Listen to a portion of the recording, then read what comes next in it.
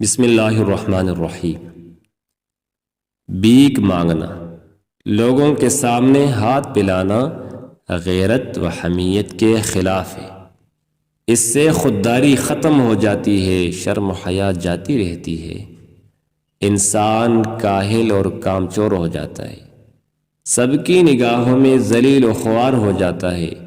وہ مانگتا ہے، خوشامد کرتا ہے، کوئی دیتا ہے کوئی نہیں، کوئی خوشی سے دیتا ہے، کوئی منہ بگاڑ کر، کوئی نرمی سے انکار کرتا ہے، کوئی جھڑک کر۔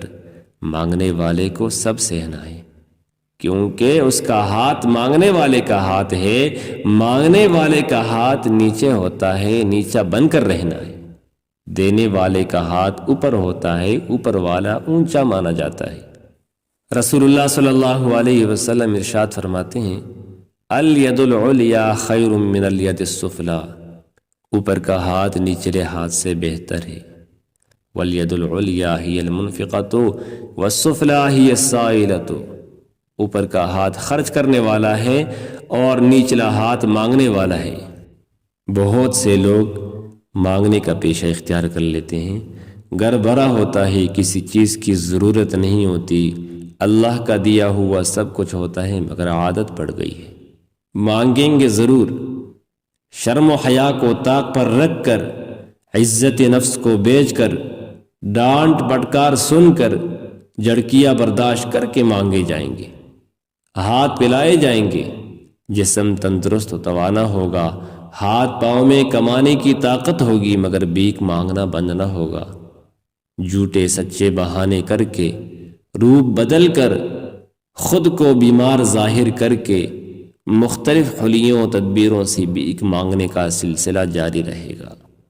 خود بھی شامل رہیں گے اور بیوی بچوں، حتیٰ کہ معصوم ننھے منھے بچوں کو بھی بے غیرت بنا دیں گے۔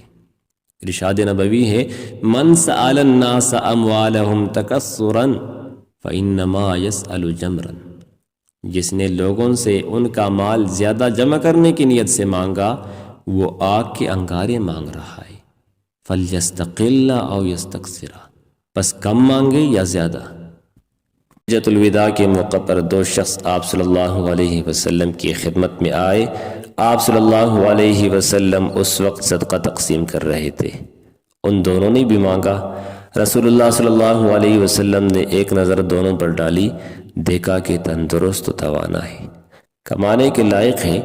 آپ صلی اللہ علیہ وسلم نے ارشاد فرمایا، اگر میں چاہوں تو اس میں سے تم دونوں کو بھی دے سکتا ہوں، لیکن سن لو کہ اس میں کسی مالدار اور کمانے کے لائق تندرست و توانا کا کوئی حصہ نہیں۔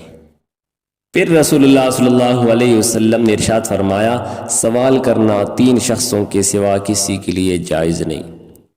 ایسا محتاج جس کی بیچارگی نے اسے زمین پر ڈال دیا ہے، ایسا شخص جس کے ذمہ باری قرض ہیں، جس کے اتارنے کی اسے طاقت نہیں، یا کسی خون والے کے لیے خون بہا ادا کرنے کے لیے جس کی ادائیگی اس کے لیے سخت مشقت اور تکلیف کا سبب ہو۔ میرے بھائیوں، کتنے افسوس کی بات ہے کہ جس دین نے بھیک مانگنے سے سب سے زیادہ منع کیا ہو، محنت سے کمانے کانے اور کوشش جدوجہد سے روزی حاصل کرنے پر سب سے زیادہ زور دیا ہو، اسی مذہب کے نام لیواؤں میں بیکاریوں کا تناسب سب سے زیادہ ہو۔ ہر چوراہے، گلی کوچے اور مسجد کی سیڑھیوں اور دروازوں پر بھیک مانگنے والوں کی بھیڑ دکھائی دے، قطار لگی نظر آئے۔ اپنے خورشید پہ پلا دیے سائے ہم نے، اپنے خورشید پہ پلا دیے سائے ہم نے، مانگتے پھرتے ہیں اغیار سے مٹی کے چراغ۔